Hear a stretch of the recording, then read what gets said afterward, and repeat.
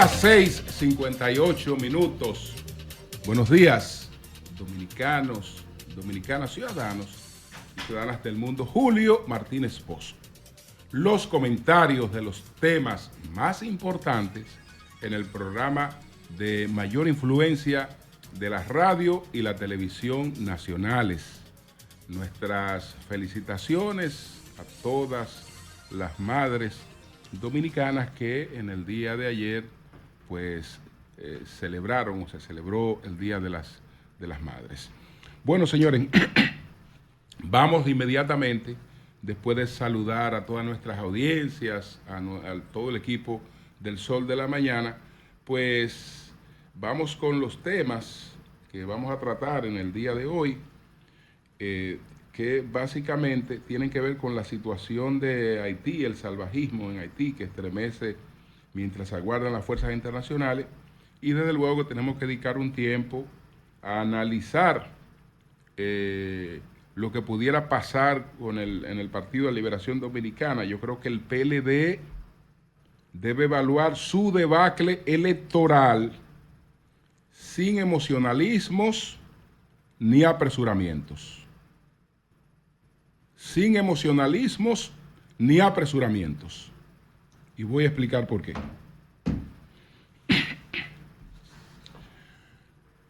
Desear que Héctor Acosta, el Torito, pues se recupere. Él ayer informó que está padeciendo un cáncer. No entró en detalles de cuál es la situación.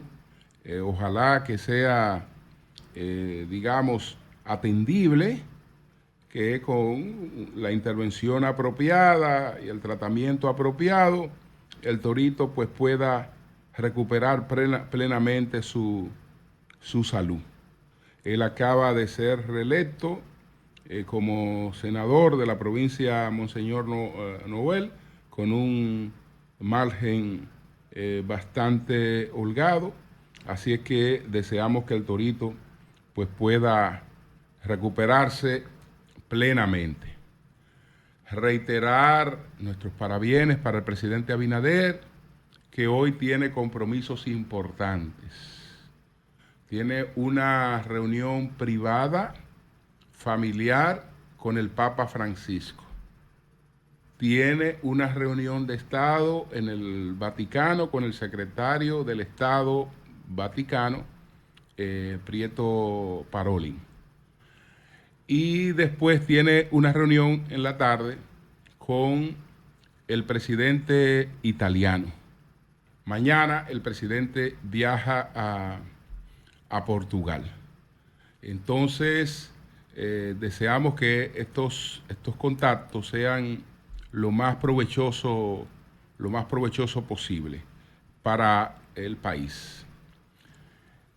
Ya hablaremos un poco más adelante porque el presidente volvió a recibir una llamada de Anthony Blinken, el secretario de Estado de los Estados Unidos. Quiero también, señores, lamentar la tragedia que se produjo en Asua, donde una niña de apenas 15 años de edad fue asesinada, resultó muerta con un arma de fabricación casera, con una chilena. Fue llevada por dos jóvenes a una cabaña en la carretera de Monterrío, en Asua. Parece que la niña no quiso tener relaciones forzosas, uno de los individuos, una de las personas le dio un tiro y la niña murió, de 15 años. Esto ocurrió en Asua. Se ha identificado, la policía ha identificado de inmediato quiénes fueron los que produjeron la muerte de la señorita Nasli Sánchez Paulino. De 15 años tenía Nasli Sánchez Paulino. Y entonces la policía identificó como los que estaban ahí en la cabaña a Jersey Asdrúbal Calderón y a Lisaúl Contreras Batista. Uno de ellos dos fue que le disparó a esta niña y la mató. Entonces, la policía ayer lo buscaba para someterlos a la acción de la justicia. Bueno, no quiero seguir mencionando la situación del sector eléctrico, porque eso es una cosa conocida. A pesar de que las empresas distribuidoras de electricidad de norte, de sur, de este, presentaron mejoría en el índice de cobranza año móvil, tomando como referencia febrero 2024, hacia atrás, las pérdidas de energía acumuladas se situaron en un 36.6%. Es decir, que nosotros votamos 36.6% de la energía que se coloca en la línea, por defectos de la línea o porque esa energía no se cobra. Porque esa energía no se cobra. Ese es un tema sin el cual en este país es imposible sentarse a hablar de una reforma fiscal mientras ese tema ande como anda. La reforma fiscal se puede dibujar como usted la quiera dibujar, usted la puede envolver en el papel celofán que usted quiera, decir que no es una reforma fiscal, que de lo que se trate de otra cosa, de mejorar la vida de los que menos tienen, y la puede decorar como se decore. Y nada de eso es verdad. Se necesita hacer una reforma fiscal porque se necesita incrementar, se necesita un incremento de los ingresos. Y cualquier cosa que ocurra será para incrementar ingresos. Políticamente se podrá sustentar cualquier cosa. Hay varios dirigentes que hablan de que, bueno, se puede disminuir la tasa impositiva, que con eso vamos a recaudar más. Paul Krugman ha tomado cada uno de los ejemplos de países que intentaron hacer eso. No hay un solo país en el mundo que haciendo eso haya mejorado la recaudación. En el propio Estados Unidos, que esa es una de las políticas de los republicanos, los resultados fueron desastrosos. Es decir, para endulzar los oídos de las personas, usted puede decir, mira, vamos a tratar de hacer una serie de cosas, vamos por aquí, vamos por allí. Todo eso es la decoración. Lo cierto es que lo que se requiere es un incremento de los ingresos del gobierno, y eso es urgente,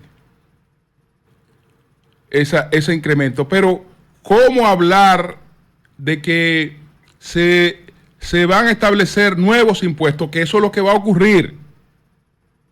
Independientemente, eso es lo que va a ocurrir. Ahora, ¿cómo hablar de que se van a establecer nuevos impuestos cuando una parte de nuestros ingresos lo votamos? Es decir, cuando nosotros una parte de los ingresos lo estamos votando. Eso no hay manera de que con ese hoyo y sin corregir ese hoyo, moralmente aquí podamos estar hablando de una reforma fiscal. Sin corregir ese hoyo. Eso es una cosa imposible. Imposible. Pero bueno, ya veremos. Señores, miren, uno tiene que ser respetuoso de las personas que entregan su vida por una causa. Y cómo criticar hoy a unos jóvenes misioneros que van a una selva, al reino del salvajismo en una misión. ¿Cómo criticarlo a ellos? Cuando esos jóvenes estaban dando allí sus vidas con el objetivo de ayudar. Pero el país y la organización que envíe misioneros a Haití son absolutamente irresponsables. Absolutamente irresponsables. Teníamos entendido que Estados Unidos había evacuado a todo el que pudo evacuar de ese país, porque en ese país no hay garantía de seguridad absolutamente para nada, para nadie. Para nadie. ¿Y cómo que de repente nos enteramos que en esa selva hay misioneros, hay jóvenes misioneros arriesgando sus vidas? ¿Y cómo es posible eso? ¿Cómo es posible que eso se permita, aunque ellos quieran? ¿Cómo es posible que eso se permita? ¿Cómo se permite una cosa como esa? Entonces, desde luego que ha estremecido mucho esto que ocurrió con estos dos jóvenes. Estamos hablando de la hija y el yerno de un legislador del estado de Missouri, de Ben Barker. Ellos fueron asesinados en Haití tras el ataque de una banda armada. Un asunto que aparentemente quiere enviar un mensaje, yo no sé cuál, porque estas bandas por lo general, cuando tienen esta oportunidad, esa oportunidad es dinero. Esa oportunidad es dinero, lo que hacen es que secuestran a estas personas y a las organizaciones a las que ellos pertenecen y a su familia, pues tienen que pagar por el rescate. Pero esta vez lo que se produce es un asesinato brutal. Brutal. Quieren comunicar algo a los que están preparando la misión que debe ir a Haití, que por cierto ahora se ha retrasado, porque era a partir del 23 que llegaban las primeras tropas kenianas, pero el presidente de Kenia informó que eso va a ocurrir en 3 semanas. En 3 semanas. Mientras tanto, ese país sigue sumido en esa terrible crisis en la que se encuentra. Anthony Blinken volvió a llamar al presidente Abinader. Él es el secretario de Estado de Estados Unidos. Él sostuvo una conversación con el presidente Abinader antes de las elecciones sobre el tema de Haití. Entonces dijimos que probablemente esa conversación pues no fuera adecuada por el momento electoral que el país vivía. Por el momento electoral que el país vivía. No sé exactamente qué fue lo que le planteó Anthony Blinken en esa conversación anterior al presidente Abinader. Ahí lo que se dijo fue precisamente que Blinken había llamado al presidente Abinader para agradecer las evacuaciones de estadounidenses que estaba apoyando a la República Dominicana y que para darle las gracias por eso fue que llamó al presidente Abinader. Ahora hay un motivo. Desde luego, el presidente Abinader acaba de ganar unas elecciones y la felicitación pues es un motivo, pero él no lo llamó para felicitarlo. Porque no hay que hacer una llamada para felicitar a un mandatario que ha ganado unas elecciones. Todos los presidentes suelen hacerlo, pero no necesariamente con una llamada. Con una llamada. No sé qué es lo que Estados Unidos quiere de nosotros. ¿Cuál es el aporte que se le está pidiendo a la República Dominicana? Porque algún aporte se le está pidiendo a la República Dominicana. Con algo tiene que colaborar la República Dominicana. No sé qué es lo que se le está pidiendo a la República Dominicana, pero se volvió a producir ya pasadas las elecciones, ganado el presidente Abinader, ok, felicitaciones por su triunfo, presidente, ya usted ganó, ahora volvemos a la agenda. Volvemos a la agenda.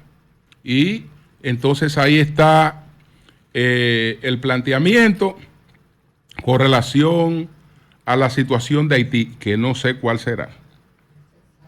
Que no sé cuál será, porque fíjense que esta llamada, el presidente está afuera, está en Italia. Bueno, allá se produce la llamada de Blinken. Allá se produce la llamada de Blinken. Esa llamada tiene algún mensaje que después nos enteraremos. Además de lo protocolar, de las cortesías, etcétera, etcétera. Cuando ese caballero llama por puntos que tiene en su agenda, por cosas que tiene que resolver. Por eso llama. Entonces ya veremos qué es lo que ha pasado en ese sentido. Pero bueno, en sentido general, el presidente entonces sigue en Italia, mañana va a Portugal. Mañana va a Portugal. Entonces, señores, miren, yo quiero detenerme un poco en el proceso, la situación que ha de vivir a partir de hoy el PLD. Cuando tiene que abocarse a iniciar una evaluación de esos resultados electorales. A iniciar una evaluación de los resultados electorales. Hay mucha emotividad, emocionalismo, y hay quienes entienden que hoy el PLD debe salir con anuncios estremecedores, dando una señal rápida de que es un partido que está en disposición de cambiar. Bueno, yo creo que el PLD debe demostrar esa disposición de cambiar, pero el PLD tiene que determinar hacia qué que va a cambiar. Hacia qué que va a cambiar y por qué razones tiene que cambiar. Y sin saber lo que pasó, es imposible que entonces ese partido se aboque a hacer los cambios que necesita. El PLD necesita saber lo que pasó. ¿Por qué hubo ese comportamiento asimétrico del voto PLDista? ¿Por qué lo hubo?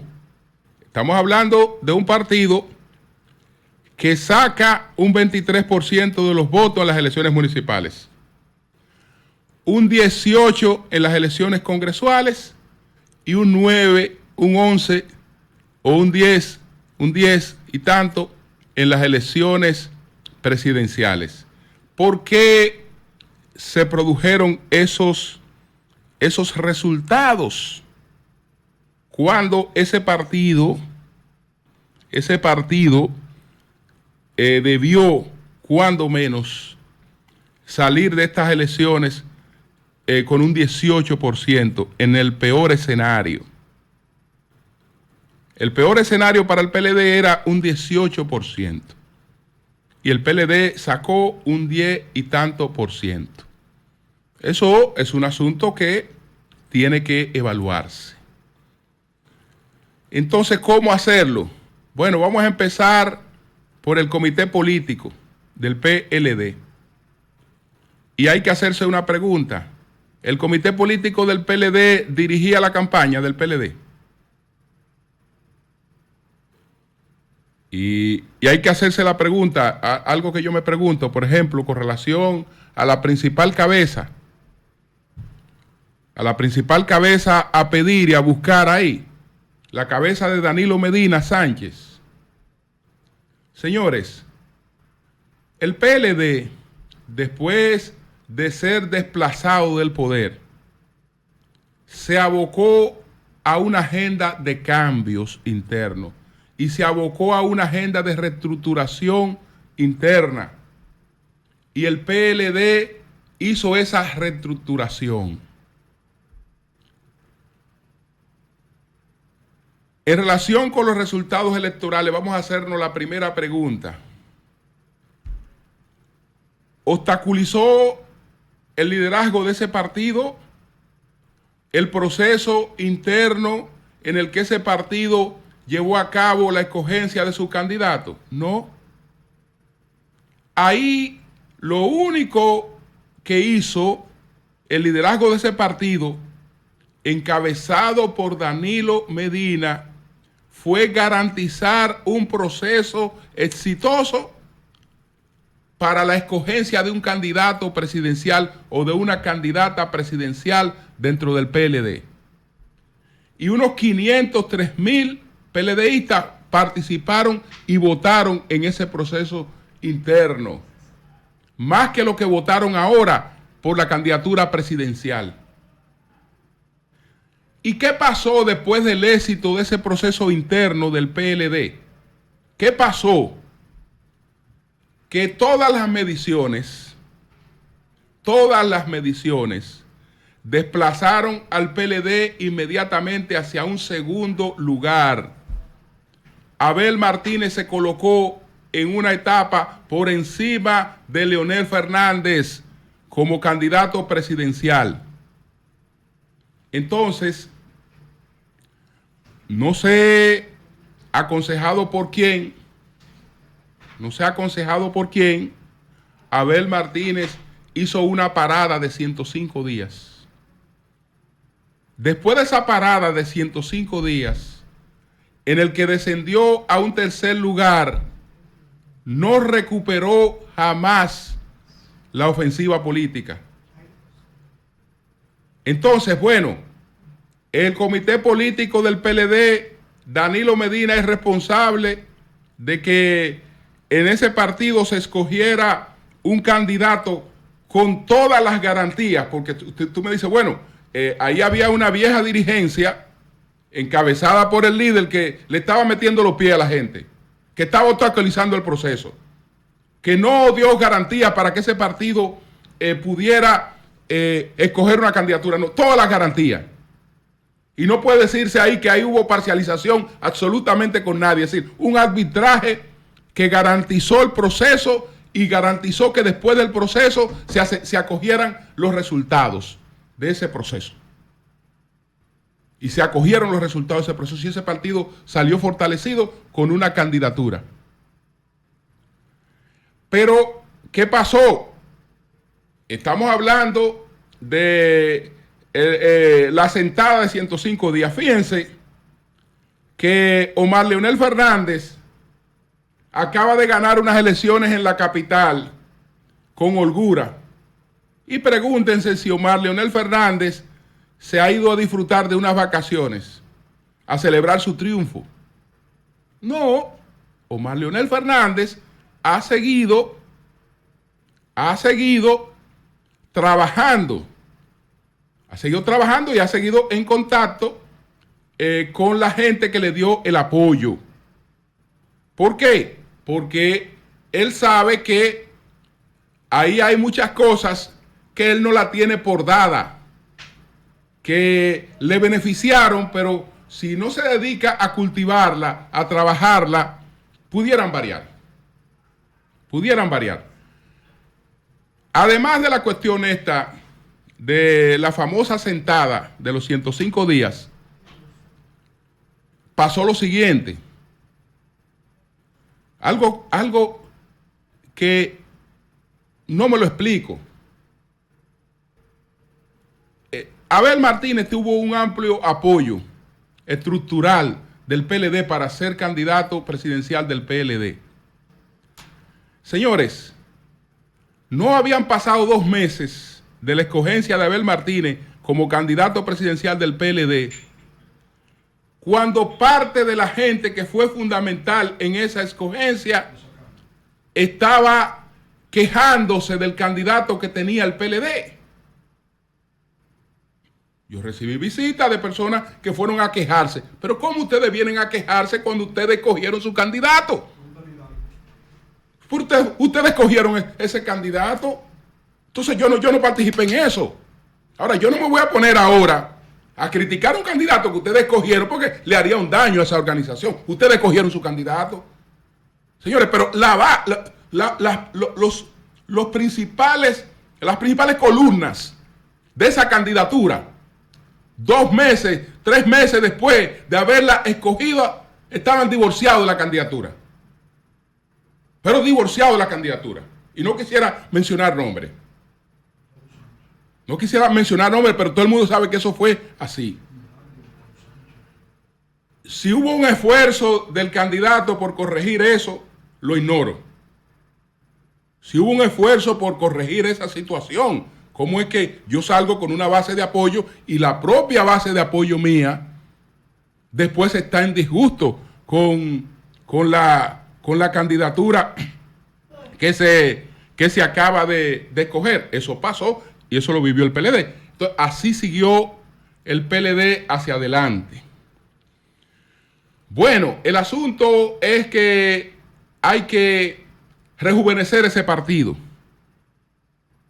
Señores, pero si aquí hay un partido que hizo un esfuerzo por rejuvenecerse fue el PLD. Y tiene que seguirse rejuveneciendo, pero hizo un esfuerzo por rejuvenecerse. ¿Cuál fue el resultado del rejuvenecimiento del PLD? Vamos a ver, el PLD escoge un comité político. Se ocupa de que sangre nueva vaya a ese comité político del PLD. De que sangre nueva vaya a ese comité político. Uno de los líderes de esa sangre nueva, Rafael Paz, que sin haberse sentado un día en el comité central, es escogido comité central y comité político de línea. De línea.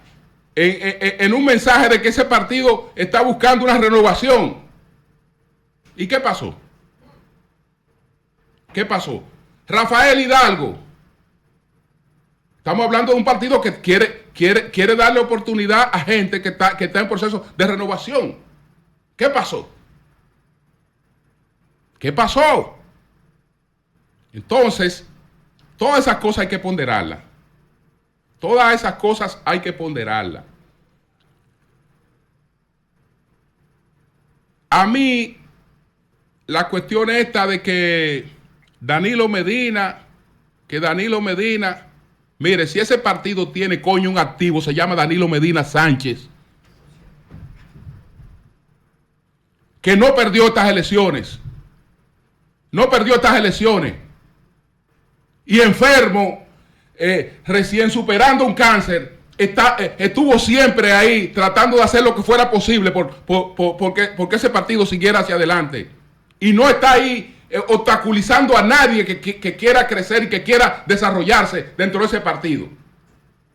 El mensaje que el PLD envía en el día de hoy no puede ser un mensaje de que ese partido está totalmente derrotado, que sus principales líderes son los culpables de que ese partido haya tenido un papel tan triste, tan pobre en esta campaña electoral, que ellos son los responsables de que ese partido haya tenido ese papel tan pobre. Oh, ahí hay muchas responsabilidades.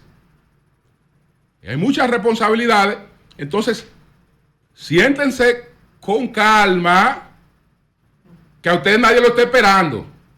Ya las elecciones pasaron, ya no hay por qué tener prisa. La prisa eran para hacer los ajustes en una campaña cuando eso era prudente, porque en una campaña se trabaja contra el reloj. Ahora no se trabaja contra el reloj.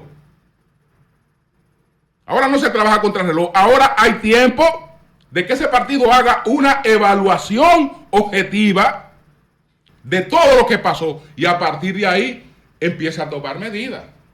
Pero no es que vamos a juntarnos hoy, de repente levantamos toda la mano, esto y esto y esto, ¡pam! ¡Ya! Eso es una locura. Es una locura. El PLD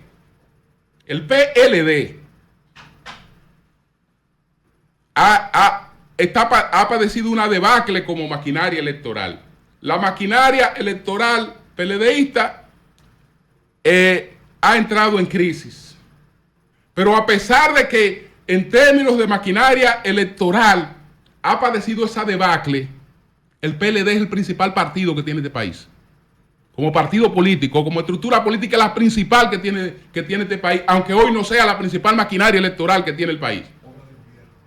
Aunque no sea la principal maquinaria electoral que tiene este país, es el principal partido que tiene este país.